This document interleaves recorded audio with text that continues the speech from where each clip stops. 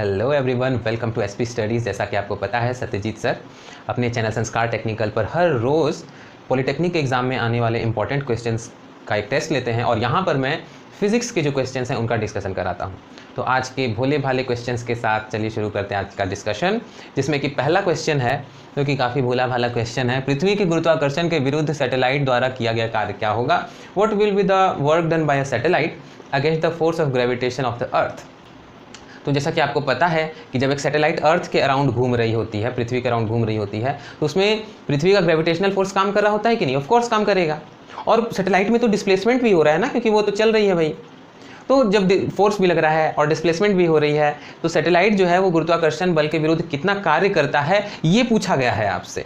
तो बहुत ही साधारण इसका आंसर होगा 0, without any calculation, without any complex knowledge. ठीक है, बहुत साधारण सा इसका हिसाब किताब है। यूनिफॉर्म सर्कुलर मोशन के बारे में आप पढ़े होंगे, यानी कि वस्तु जब एक कांस्टेंट स्पीड से एक सर्कुलर पाथ पे, वृत्तीय पाथ पे घूमती है, तो उसकी वेलोसिटी का डायरेक्शन किसी भी पॉइंट पर उसके टेंजेंट की तरफ होता है। अगर वस्तु यहाँ पर है तो यहाँ पर उसका जो वेग है उसका डायरेक्शन उसके टेंजेंट की तरफ होगा, यानी कि स्पर्श रेखा की तरफ। अगर ऑब्जेक्ट यहाँ पर है तो यहाँ पर इसकी वेलोसिटी का डायरेक्शन इस तरफ होगा, क्योंकि टेंजेंट यहाँ होगा। इसका मतलब यही होता है कि यहाँ पर जब ये ऑब्जेक्ट होगा तो ये टेंजेंट के ही डायरेक्शन में मूव कर रहा होगा, यानी थोड़ी देर के लिए, थोड़े समय के लिए यहाँ पर इसका जो डिस्प्लेसमेंट है यानी विस्थापन है वो टेंजेंट के ही डायरेक्शन में होगा। और ये भी आपको पता होगा कि कोई ऑब्जेक्ट अगर सर्कुलर पाथ पे घूम रही है तो उस पर केंद्र की दिशा में एक अभिकेंद्र बल कार्य करता है, जिसको इंग्लिश में कहते हैं सेंट्रीपिटल फोर्स। तो सैटेलाइट के केस में ये सेंट्रीपिटल फोर्स गुरुत्वाकर्षण बल से आ रहा है, जो कि हमेशा सेंटर की तरफ लगता है, यानी कि अर्थ पृथ्वी की तरफ लगता है। और सैटेलाइट का मूवमेंट किसी भी दिए गए समय पर टेंजेंट की तरफ हो रहा होता है। तो समझिए बात को कि जो ग्रेविटेशनल फोर्स है वो रेडियस की तरफ लग रहा है और जो डिस्प्लेसमेंट है वो टेंजेंट की तरफ हो रहा है किसी भी दिए गए मोमेंट पर। तो सीधे सीधे नजर आ रहा है आपको कि ये जो डिस्प्लेसमेंट है और जो ग्रेविटेशनल फोर्स है, गुरुत्वाकर्षण बल है, उसके बीच बनने वाला एंगल हर पॉइंट पे 90 डिग्री है। यानी हर पॉइंट पे, यहाँ पे, यहाँ पे, यहाँ पे, हर जगह पे डिस्प्लेसमेंट और ग्रेविटेशनल फोर्स के बीच बनने वाला एंगल 90 डिग्री होगा। और आपको पता है कि जब फोर्स और डिस्प्लेसमेंट में 90 डिग्री का एंगल बनता है तो वर्क डन 0 होता है। यहाँ पर भी सैटेलाइट द्वारा किया गया कार्य 0 होगा, क्योंकि हर पॉइंट पर सैटेलाइट का विस्थापन और गुरुत्वाकर्षण बल एक दूसरे के साथ 90 डिग्री का एंगल बनाते हैं। वेरी सिंपल क्वेश्चन, इसलिए मैं भोला भाला बोल रहा था। तो आपके फिजिक्स का जो दूसरा क्वेश्चन था, इसको मैं बोलता हूँ असाधारण दिखने वाला साधारण लेकिन असाधारण क्वेश्चन। ऐसा इसलिए क्योंकि आपको हो सकता है इसका जवाब मुश्किल लगे, आप कंफ्यूज हो जाएं, लेकिन इसका आंसर बहुत आसान है। इसको मैं 2 लाइन में समझा दूंगा, लेकिन जो इसका जो एक्चुअल सोल्यूशन है, अगर कोई सूरवीर विद्यार्थी हैं जो एकदम बिल्कुल मैथमेटिकल तरीके से समझना चाहते हैं इसका सोल्यूशन, उनके लिए मैं एक लिंक डाल दूंगा डिस्क्रिप्शन में, जिसमें मैंने अच्छी तरह से जो भी फ्लोटेशन के न्यूमेरिकल्स में कॉन्सेप्ट लगता है उसको यूज़ करते हुए इसको सॉल्व किया है। साधारण स्टूडेंट्स के लिए बस इतना याद रखना है कि अगर झील में तैरती नाव है, और नाव किस चीज़ में तैर रही है? पानी में, और नाव से उठाकर कोई पत्थर डाला जाता है झील में, तो आपको बस इतना याद रखना है कि जो चीज़ नाव से उठाकर झील में डाली जा रही है उसकी डेंसिटी, यानी कि उसका घनत्व अगर पानी से ज़्यादा है तो पानी का जो लेवल है वो नीचे चला जाएगा। इस फिगर को देखिए, एक इंसान है जो एक पत्थर को उठा करके नाव से पानी में डाल रहा है। नाव अगर इस पत्थर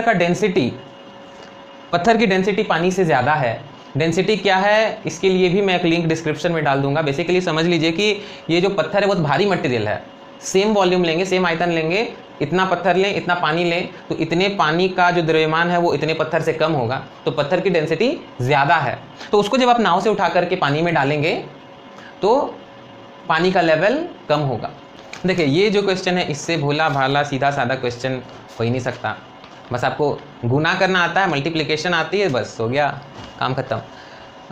क्रमशः 10 और 25 आवर्धन क्षमता वाले नेत्रिका और अभिदृश्यक वाले संयुक्त सूक्ष्मदर्शी की आवर्धन क्षमता क्या होगी? What will be the magnifying power of a compound microscope with eyepiece and objective of magnifying power 10 and 25 respectively. लीजिए ये रहा आपके समस्या का समाधान। देखिए एक कंपाउंड माइक्रोस्कोप में एक उत्तल लेंस होता है ऑब्जेक्ट की तरफ, ऑब्जेक्टिव बोलते हैं इसको, अभिदृश्यक। दूसरा होता है आँख के साइड में, इसको बोलते हैं आईपीस या फिर नेत्रिका। और कंपाउंड माइक्रोस्कोप में संयुक्त सूक्ष्मदर्शी की जो आवर्धन क्षमता होती है दैट इज इक्वल टू आवर्धन क्षमता अभिदृश्यक की इंटू नेत्रिका की आवर्धन क्षमता। जो कि यहाँ पर MO = 25 और ME = 10 है, और आप पुट कर दीजिए, मल्टीप्लाई करके आ जाएगा 250। तो आपको कुछ नहीं, सिर्फ मल्टीप्लिकेशन करना है, that will give you our answer. ये जो क्वेश्चन है आई होप सबने, ज़्यादातर ने इसका सही आंसर दिया होगा। इन केस आप सही आंसर नहीं दे पाए तो जब मैं इसका आंसर आपको बताऊँगा ना, तब आपको बहुत आश्चर्य होगा कि कैसे गलत हो गया। देखिए इसमें करना कुछ नहीं है, बस 1 ऐड कर देना है। अगर शिथिल नेत्र के लिए यानी कि रिलैक्स्ड आई के लिए मैग्नीफाइंग पावर 5 है, और पूछे डिस्टिंक्ट विजन के लिए तो बस उसमें 1 ऐड कर दीजिए। जितना भी रिलैक्स्ड आई के लिए हो उसमें 1 ऐड कर दीजिए, तो आपको मिल जाएगा डिस्टिंक्ट विजन के लिए। देखिए यहाँ पे किसी सिंपल माइक्रोस्कोप क्या होता है, आपने कन्वेक्स लेंस देखा होगा, ठीक है, बस उसको ऐसे आँख में पहन लीजिए, ठीक है, आपने वॉच रिपेयर करने वालों को पहने देखा होगा, वही होता है सिंपल माइक्रोस्कोप, राइट। तो रिलैक्स्ड आइज के लिए इसकी आवर्धन क्षमता मैग्नीफाइंग पावर होती है P = D/f, जहाँ D क्या है, D है least distance of distinct vision, जो कि होता है 25 सेंटीमीटर। अगर आप किसी चीज़ को ना अलग अलग देखना चाहते हैं, मान लीजिए कुछ लिखा हुआ है बहुत क्लोज, आप उसको बहुत दूर से देखिएगा तो सब एक साथ मिल जाएंगे, आपको नज़र नहीं आएगा क्या लिखा हुआ है, सब एक दूसरे से सटे हुए नजर आएंगे। जैसे जैसे आप नज़दीक लाते जाते हैं वैसे वैसे आप डिस्टिंक्ट देख पाते हैं अलग अलग, ठीक है, इसको बोलते हैं डिस्टिंक्ट विजन। तो सबसे ज़्यादा क्लियर आपको कहाँ दिखता है, 25 सेंटीमीटर पे।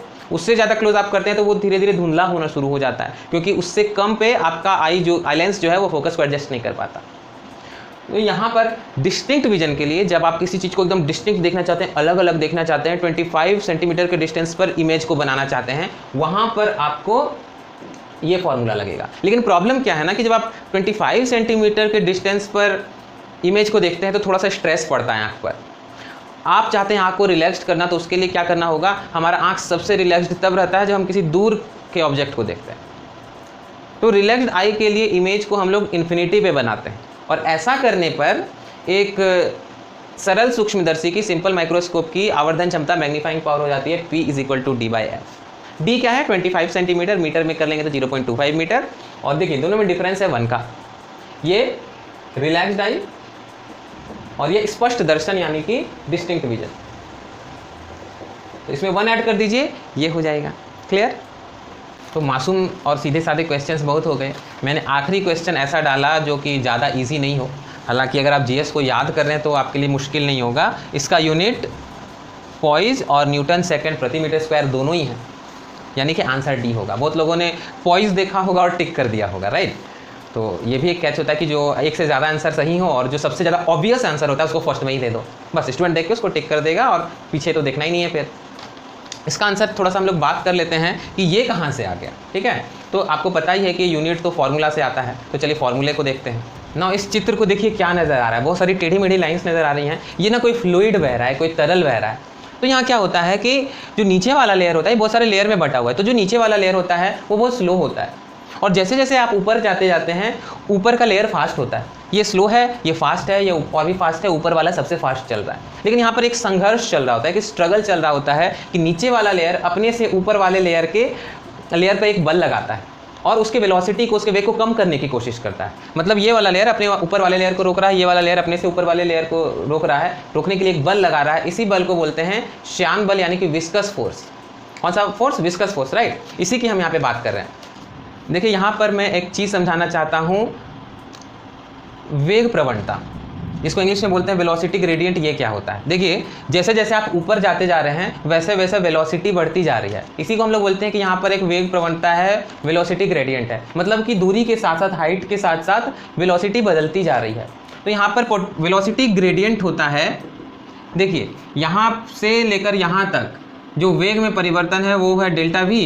तो उसको अगर हम लोग इस हाइट से डिवाइड कर दें तो इससे हम लोग को जो मिलेगा वो हो जाएगा वेलोसिटी ग्रेडियंट। इसको एक एग्जांपल से समझते हैं। मान लीजिए जो नीचे वाला लेयर है उसकी स्पीड है 1 मीटर प्रति सेकंड, 1 मीटर पर सेकंड, जो और ऊपर वाला जो लेयर है वो 10 मीटर पर सेकंड के स्पीड से चल रहा है। वो नीचे वाला स्लो होता है, ऊपर वाला फास्ट होता है। और यहाँ के हाइट में जो डिफरेंस है वो है 9 मीटर का। तो हम लोग बोलेंगे कि यहाँ पर पानी में कितना वेलोसिटी ग्रेडियंट है, यहाँ पर वेग में कितना डिफरेंस है, 10 - 1 यानी कि 9 मीटर पर सेकंड का डिफरेंस है। हाइट में कितना चेंज हुआ है, 9 मीटर। तो हम लोग बोलेंगे कि यहाँ पर 1 पर सेकंड का वेलोसिटी ग्रेडियंट है। यही चीज़ मैंने यहाँ पर लिखा है कि देखिए जब फ्लूइड बह रहा होता है, फ्लो कर रहा होता है, तो यहाँ पर लेयर्स के बीच में जो लगने वाला विस्कस फोर्स होता है, श्यान बल होता है, तो यूनिट फोर एरिया पर यानी कि एकांक क्षेत्रफल पर, यूनिट एरिया पे जो लगने वाला श्यान बल होता है, विस्कस फोर्स होता है, वो वेलोसिटी ग्रेडियंट का डायरेक्टली प्रोपोर्शनल होता है। एकांक क्षेत्रफल पर लगने वाला श्यान बल वेग प्रवणता का समानुपाती होता है। तो जब समानुपाती होता है तो इक्वल करने के लिए कांस्टेंट डालेंगे, वो कांस्टेंट होता है ईटा, और इस ईटा को ही बोलते हैं श्यानता गुणांक यानी कि कोफिशिएंट ऑफ विस्कोसिटी, राइट। और यहाँ पर एक यहाँ पे नेगेटिव साइन भी दिख रहा होगा आपको। ये नेगेटिव साइन क्या है? ये जो विस्कस फोर्स है वो वेग को कम करने की कोशिश करता है, ये बता रहा है। नेगेटिव साइन बता रहा है कि जो विस्कस फोर्स है वो लिक्विड की वेलोसिटी को कम करने की कोशिश करता है। तो कहानी तो खत्म हो गई, अब काम की बात करते हैं। काम की बात क्या है कि ईटा का अगर आप साइन तो सबसे पहले इग्नोर कीजिए, और अगर यूनिट की बात करें तो फोर्स का हो गया न्यूटन, एरिया का हो गया मीटर स्क्वायर, और ईटा की को निकालने की हम लोग बात कर रहे हैं। चेंज इन वेलोसिटी इसका हो गया मीटर पर सेकंड, और चेंज इन हाइट इसका हो गया मीटर। तो देखिए क्या हो रहा है यहाँ पर, मीटर मीटर कैंसल, पर सेकंड इधर आ जाएगा तो सेकंड हो जाएगा, न्यूटन सेकंड, और मीटर स्क्वायर ऊपर जाएगा तो पर मीटर स्क्वायर हो जाएगा। ये हो गया ईटा का मात्रक। अब ईटा मतलब घर वाला ईटा तो याद नहीं आ गया ना आपको? तो ये ईटा का मात्रक होता है न्यूटन सेकंड पर मीटर स्क्वायर, और इसको ही पॉइंट्स बोलते हैं। साथ ही साथ मैं आपको एक ये चीज़ भी बता देता हूँ कि एक जो आदर्श फ्लूइड है, आदर्श तरल यानी कि आइडियल फ्लूइड, उसके लिए कोफिशिएंट ऑफ विस्कोसिटी 0 होती है। तो चलिए कल के क्वेश्चन की बात कर लें। कल मैंने क्वेश्चन दिया था कि दो लेंस हैं, एक लेंस का मटेरियल है उसका अपवर्तनांक 1.5 है, दूसरे लेंस के मटेरियल का अपवर्तनांक 1.6 है, तो किसकी पावर ज़्यादा होगी? तो जैसा कि मैंने आपको बताया कि लेंस का पावर का मतलब होता है प्रकाश के किरणों को मोड़ने की क्षमता। ना जिसका ऑब्वियस है कि जिसका अपवर्तनांक ज़्यादा होगा, जिसका रिफ्रैक्टिव इंडेक्स ज़्यादा होगा, वो लाइट को ज़्यादा मोड़ेगा, ठीक है। तो जिसका रिफ्रैक्टिव इंडेक्स ज़्यादा, वो लाइट रे को ज़्यादा मोड़ेगा, उसकी ही पावर ज़्यादा होगी। तो 1.6 अपवर्तनांक वाले लेंस का पावर ज़्यादा होगा। तो आज के लिए भी एक क्वेश्चन पूछ लेते हैं। आपका क्वेश्चन आज के लिए है कि वेग प्रवणता का यानी कि वेलोसिटी ग्रेडियंट का ऐसा यूनिट क्या होता है, ये मुझे कमेंट बॉक्स में कमेंट करके बताएं। और आज का वीडियो अगर आपको अच्छा लगा हो तो ज़रूर लाइक करें, और ज़्यादा अच्छी लगी हो तो शेयर ज़रूर करें अपने दोस्तों को। Thanks for watching, peace out.